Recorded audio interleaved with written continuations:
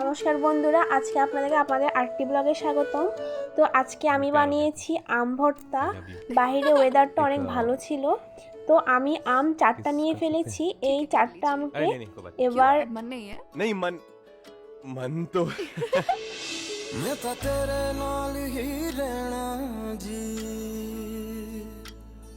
আসলে আমাদের আমগুলো পুরো পেকে গিয়েছিল।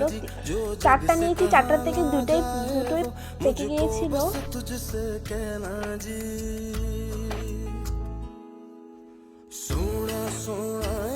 আমগুলাকে কুচি কুচি করে নেব।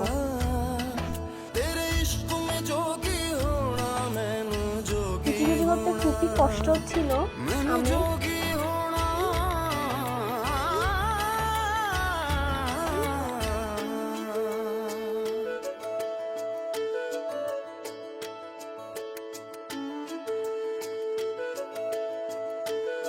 আমগুলোর মধ্যে গুড় দিয়ে দিব। তারপর নিয়েছি লেবু পাতা, লবণ আর বিট লবণ।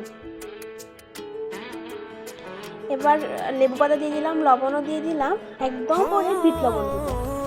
তারপর এগুলাকে ভালো মেখে নেব। আসলে আমাদের আমগুলো পেকে গিয়েছিল, তাই আম ভর্তাটা একটু বেশি ভর্তা হয়ে গিয়েছিল। গুড়গুলোকে একটু মেখে নিলাম, কিন্তু খেতে অনেক বেশি দারুণ হয়েছিল।